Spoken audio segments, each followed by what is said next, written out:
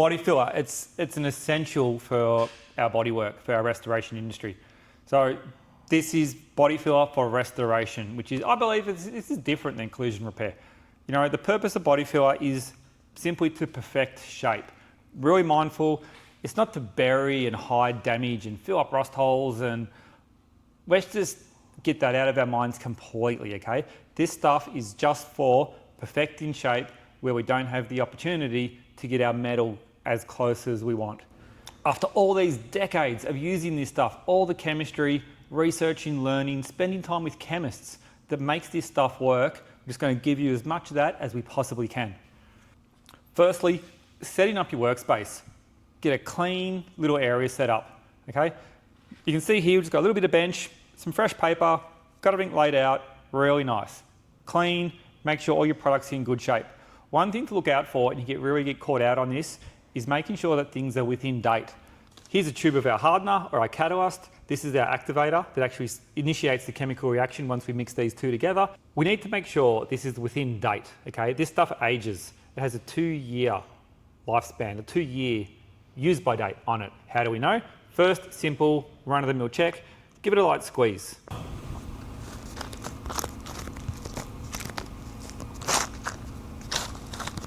Super crunchy. We can actually feel little nuggets in there, little hard spots. That means it's gone, it's too old. This one here, nice and smooth, no crunchiness, and we can check by the number. Starts with a 24, so made last year because we're in 2025 still. So less than 12 months old, good to go, good to use. The other one, gone. And as with any paint product, stick to the brand. You know, you're going to buy something with an A, B, a 2-component, sometimes a 3-component, comes with the reducers. Any paint product, you're always sticking to the brand, never intermixing. So you buy your filler, it comes with a hardener, keep that together, use them together. Before we even start, we need to get everything really clean. So we've got our filler applicator here, and I'm just taking off all the chunks. So you can see there's a bit of filler left over. Just want everything to be super clean. All these little chunks, they're going to cause so many problems later. If we drag our filler out, spread it out really nice, little dry bit comes off, it just puts this big drag line in your filler, and it's so painful to clean up later. So have your filler applicator nice and sharp, nice and clean before we get started for the day. All right, that one's good. Just check over some of these others.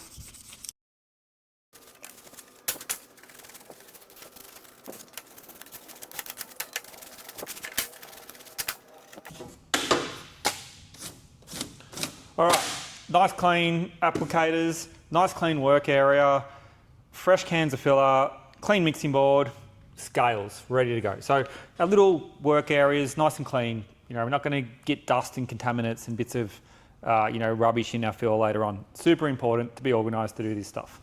When doing body filler work, there's so many different types of body filler out there, all designed for different purposes. So really important, you get one, you find one, you choose one that not only is specific for the task you're trying to do, but also one that you like, you feel comfortable with, okay?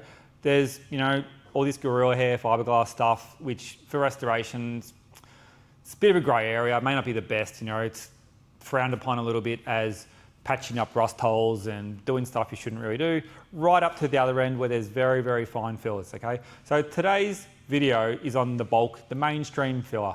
And we've chosen today the Resto Finish Resto Fill number 1 and 2. Now this is an Australian made, locally made filler designed for restoration. The number 1 is your everyday, good holdout, good bulk, easy to sand, good cure rate, works in good temperatures, everyday styled filler. Your number 2 is a special formulation that only Resto Finish do, and it's a viscosity change.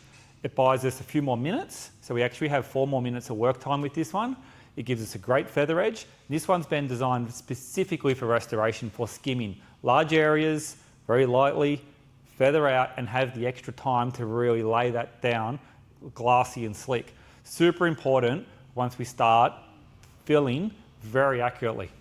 In the Resto Finish range, they actually have a number 3 filler available as well. So they have a 1, 2, 3 from your drier, bulkier fill, to a skimmable, feather out, really slick fill, to a fine fill. And all three of their products are intermixable. So you can blend all three of the fillers together to make your own viscosity that you really like. And really important on temperature. If it's a cold day or a warm day, you can really dial in that viscosity and get it to apply exactly where you want. But we're going to cover that. We're going to cover differences in application, viscosity, effects of temperature, cure rate, hardening, all that stuff coming up in this video really quick. So let's get into this. We're clean, we're set up, we've got our gear, we're about to get started. Super important point here. We've got two different setups here. Now, obviously one of these is dirt cheap, costs nothing, however, is disposable.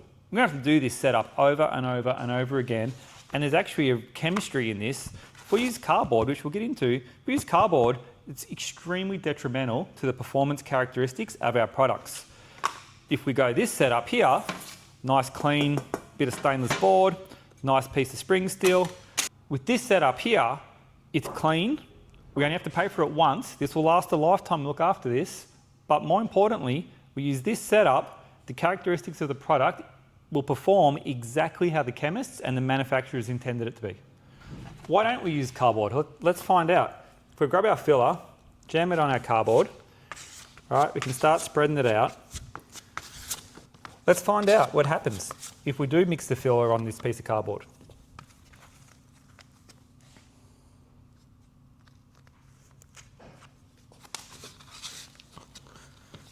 Okay, so first up, I need to put a little bit of pressure on this to get it to mix. There's a possibility that I could accidentally cut into my cardboard and drag up a bit of cardboard, which is going to cause a problem for us when we start spreading. The cardboard being porous, it's going to take some of the solvents and the resins out of the filler. It will end up making the filler a lot drier than what we intended it to be. We're not going to achieve the correct characteristics that the chemist and the manufacturer wanted out of this product, which is going to end in a poor result for us. We're not going to get correct adhesion. Then, once we come to our panel, start spreading it out. Those little chunks of cardboard that we've pulled up, they're going to cause problems for us when we start dragging. You can see there's a chunk of cardboard. There's another one here. And I'm really going to struggle to get a nice smooth spread of filler with these lumps of cardboard. Plus, it's a single use. It's a single use product. I can't use this again. I'm going to throw it in a bin, go hunting around for another piece of cardboard, cut up another box from somewhere, instead of just using a designated piece over for a lifetime.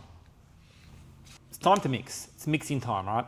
There's 3 different ways to mix. Well, there's actually 4th. But we're not concerned with the 4th. I'll give you the 4th. The 4th is the wrong way. That's not even on the radar, okay? If you mix it wrong, that went off too quick, it never goes off, that's wrong. We don't even want that. I'll give you the 3 correct ways to mix it. 1 is super precise, extremely repeatable, easy, efficient, and just awesome. The 2nd is according to the data sheet on the back of these cans, which I think this data sheet, this particular product on Resto Finish, their data sheet is the first one, which is the best one. Industry standard is this other 2nd way of doing it, which we'll show you. And then there's the 3rd, which is not really known as much, but if you don't have access to scales, you don't have access to a data sheet, you can just do it on the fly and be very calculated and very precise with that. Percentage is super, super, super important, very important. If I didn't mention it, super important, very important. Industry standard for this stuff is 2%. And we all know how it goes. Oh, it's a bit hot. I'm going to take less hardener. Oh, I need to go faster. I'm going to add more. Oh man, I added too much. That went off too quick, which is number 4. We don't want that. Or did I add hardener? I can't remember. It doesn't seem to go off. So super important to stick to that 2%. There is a very, very small variation on 2%, and it's 10% of the 2. We'll smash out an example. Grab the back of this thing. Here we go. So 2% hardener is what we want, okay? 2% by weight. So what this is going to mean, if we do 100 grams of filler on the scales, which we're just about to do, we want 2% of that. So 2% of 100 grams is 2 grams. That is the textbook way to mix filler. This 10% variation that I'm talking about, it's 10% on the 2 grams. So 10% variation of this, that's going to equal 1.8 grams up to 2.2 grams, because that's 10% of the 2. That is your maximum window to achieve the correct chemical reaction of this stuff. Okay, this is not going to air dry. It's a chemical reaction, it's an exotherm reaction that needs this stuff to activate. If we're outside of this range, we're never going to achieve the correct characteristics out of this product. Years down the track, after the thing's painted, you're going to have problems. If this stuff's under hardened, so not enough hardener, so not enough of this, we know we're under our 1.8 grams in this scenario. Under means it's never going to go hard, it's going to stay gummy, it's going to be soft to sand, so not even the inconvenience of having it clog our sandpaper, but it's always going to be soft, it's always going to move around. So we might go ahead and bodywork and paint this car, spend all this time, beautiful paint job, spend all this money, cut and buff it, make it really nice, your bodywork's going to move around. There's little mystery ripples are going to show up later. Over hardening is even worse than under hardening. It's still going to cause us some problems. You will know straight away if you've over hardened it. It'll get hot and it will set up extremely fast. Not only do you have the inconvenience of not being able to work with the stuff, having it set up while you're working, probably a lot of you guys probably experienced that. You know, we're not going to be able to sand it. Two bigger factors are a lot of heat. It generates a lot of heat. If we have a high heat product on a nice panel, so say you have this nice hood, nice beautiful piece of sheet metal, shallow crown, we put some filler on it, a lot of heat, it's going to shrink the top surface of the steel and it will actually drop the surface. So a high heat, fast setting will actually cause our panel to move around. Then we've also got the problem of not achieving the correct adhesion. The chemical reaction needs to occur at its designed pace to get correct adhesion onto the substrate. If it sets up too quick, it can cause delamination and fall off your panels later. A huge thing that's underestimated when over hardening your fillers is the brittleness. Once it's cured, faster and hotter than it needs to be, but once it's cured, it becomes brittle and it can fracture. It potentially fractures later in life and creates cracks under your paintwork. Plus, because it's shrinking at such a fast rate, getting hot, becoming brittle, it can create a lot of tension on the surface and your steel will move around under that tension and you'll never ever be able to perfect that bodywork later. One last thing on over activating with too much catalyst is the shrinkage. Because it cures so quick and it gets so hot, the product can shrink rapidly. So it's going to shrink into your sanding scratches, it's going to get smaller, it's going to shrink over time as well. So you put this stuff on, beautiful shape, come back later, it's all sucked into the hole and causes a ripple in your bodywork. Now, 2%, the correct amount of hardener. Bang on, exactly what we want. This is where the product is going to perform as advertised, as it's marketed on the back of the can, as the chemists have told you it will. We're going to get the correct adhesion, which is the most important thing. We're going to get proper cure. It's going to set up and be stable, be hard, be firm, exactly where we want it. It's going to sand at the correct rate.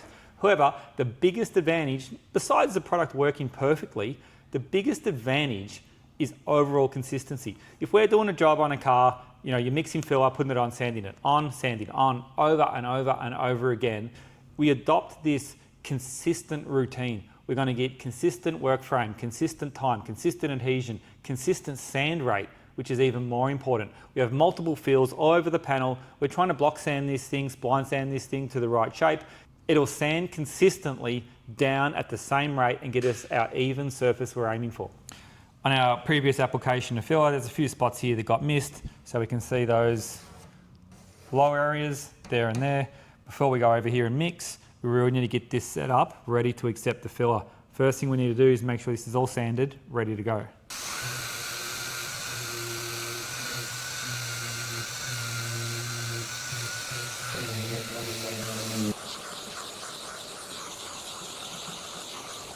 This video is all about mixing filler and the chemistry, the correct ways and everything.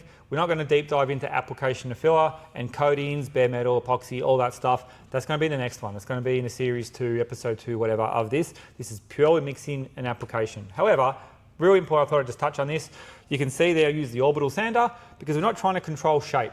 We're not trying to make the shape of this thing good off the sander. We've actually got a technique of making the shape right off the application tool, which will be in a following episode, okay? But you saw there, we had 2 holes, we just dug them out, blended them, because we're going to rely on our applicator to make the shape right, not the orbital sander. Let's start with the absolute best way to mix filler. Absolute, by the book, textbook way to do it. And that is on scales, hands down the absolute best. We have our clean mixing board ready to go. Zero out the scales, perfect. Grab some filler, okay? If you look closely, top of a fresh can of filler, we can see a bit of resin on the top there. We need to mix that in. That's just the product starting to separate. It starts to separate in transport or in storage. Mix that through, just so we get a consistent viscosity of filler.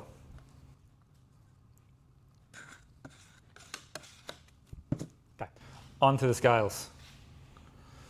We have a little fill over here. That little fill we've got on that door, it's on the smaller side. Let's mix up 100 grams. I got no idea how to do this in Imperial. I'm gonna go 100 grams, use the metric system. There we go. Let's call that 100 grams. 100 grams of filler, 2% is the easiest thing to work in the world. So you need to add 2 grams. Before we get started with this filler, we need to knead it. Sometimes, if you pop the lid and squeeze it, there's a lot of liquid. There it is. See that liquid on the top? Believe it or not, that is actually water. This is a peroxide. It's got an active ingredient and it needs water in it, otherwise it becomes an explosive. So we need to knead that out. If we pop the lid and squeeze the liquid out of the top, we're not getting the correct ratio of mix. It's going to activate a lot faster and everything else. That little bit of moisture in there, a little bit of water slows down the reaction and makes this product safer to transport.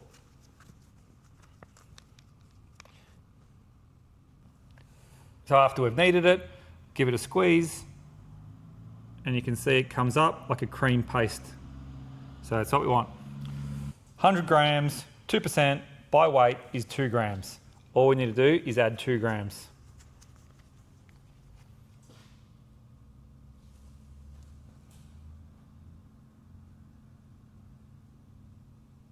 A little bit too much. Good trick on scales is not to put your hardener on top, because if we'd put too much on there, it's a nightmare to take off. Now we can just take away what we don't need.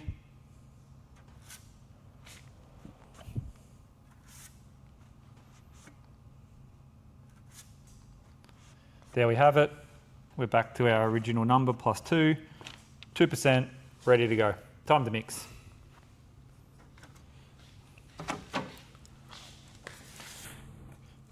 Mixing action, it's just a nice fold.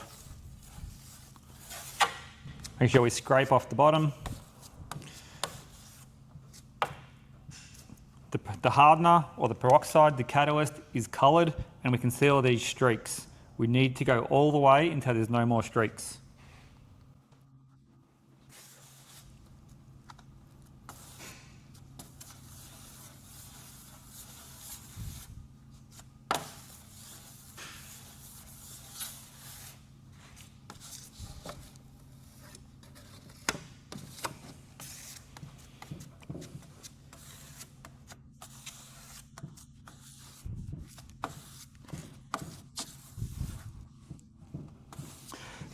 The reaction starts immediately. So to buy yourself a little bit more time, another minute or two, once it's mixed, spread it across your board, spread it as thin, even as you can.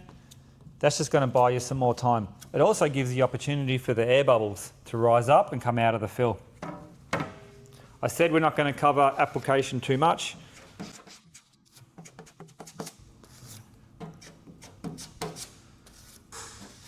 Pull the filler in one direction, hard and firm. Then start adding the excess across the top. Pushing it in very firm, very hard.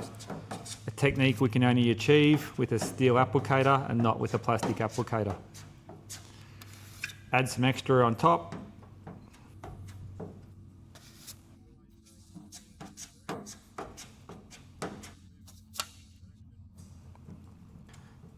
by moving the filler only in one direction, it eliminates pinholes.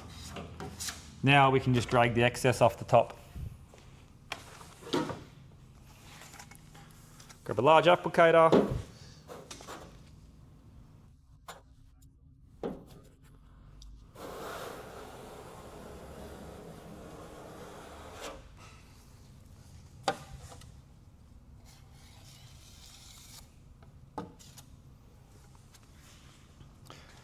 A little bit of a clean up where we don't need it.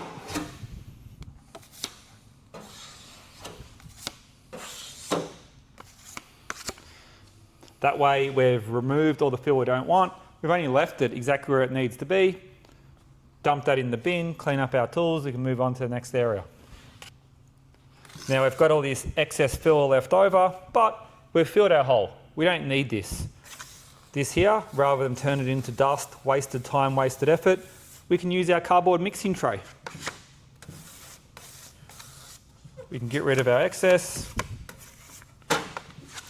Now that goes in the bin.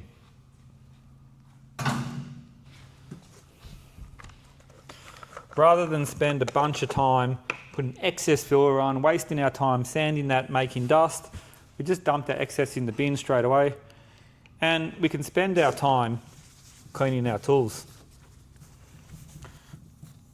Clean our tools up.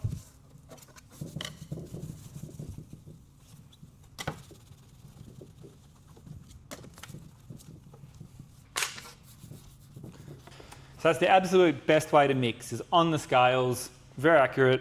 You know, get yourself some good scales. They're not, for the price and the hours you're going to put into a whole car, the cost of scales are irrelevant, all right? It's just repeatability, perfect use of the product. It works every time, so go with that. If you've been paying attention when we mix the filler on the scales, you may have noticed something. That leads us into the second way to mix filler. Now, this is industry standard, very common. On the back of all these cans and data sheets, they have this graphic or this process set up. But you've noticed it on the scales, we'll see it in the real world. Okay, so this is the real world, not as accurate way to mix filler, very common. We start just by grabbing our scoop of filler, dumping it on our board. We have no idea how much we have, it's just a couple of scoops. We grab our filler, one line straight across, about 80–90%. This is the by eye method, okay? We can only assume that is close to 2%. We don't really know. However, you saw it on scales a few minutes ago, and you'd see the ratio is very close to that. So not as accurate, but close, on the fly, very common practice within the industry. Then we just go about mixing.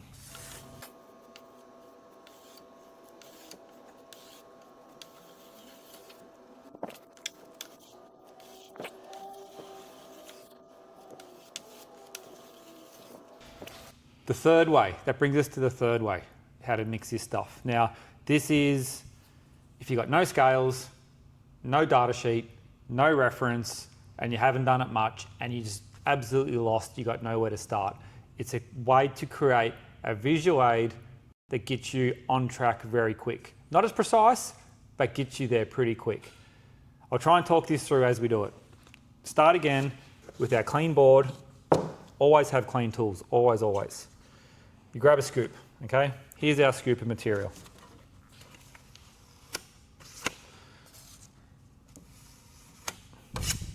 This is now 100%. So we talk about percentages.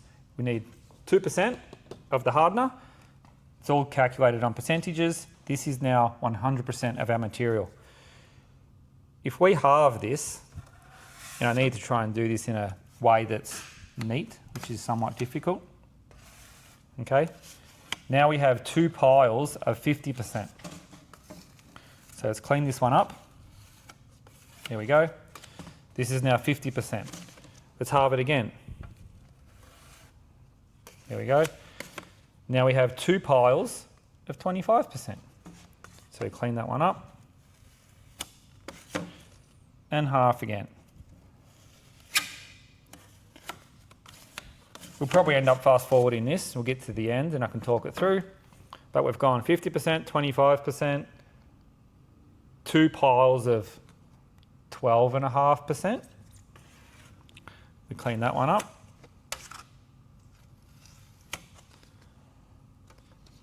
And now, halved again, we're at, what are we at? 6.25%. We halve again. Lost a bit over here.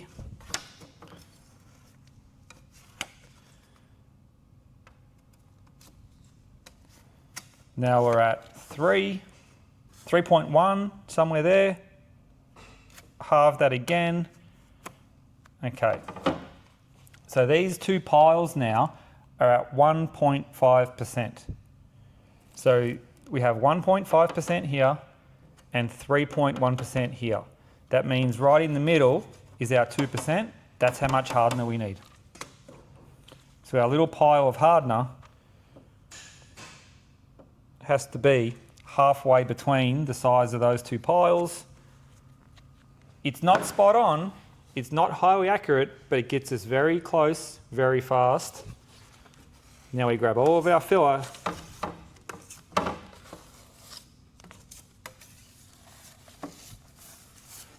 and start mixing once again.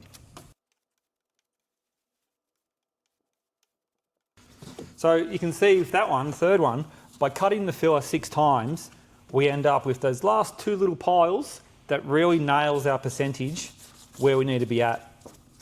It's a bit of a cheat, really, a bit of a cheat code. Cut it 6 times and you get it where you need it. Clean our board up, ready for next time.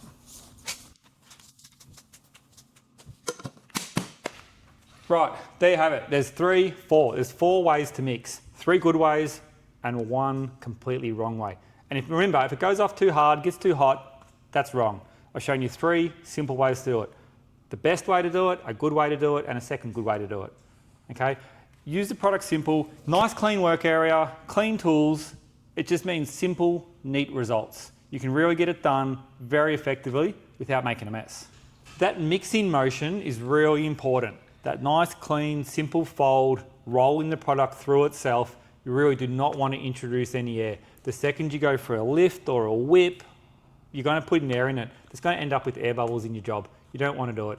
And then the application. You're throwing that little one, push it down hard, pull it in one direction. We're going to do another video just on application because there's a lot of tricks really to get that filler onto the right shape and cut down the sanding time. Like no one wants to tear, who wants to tear their arms off sanding for too long? Let's just put the filler into the right shape.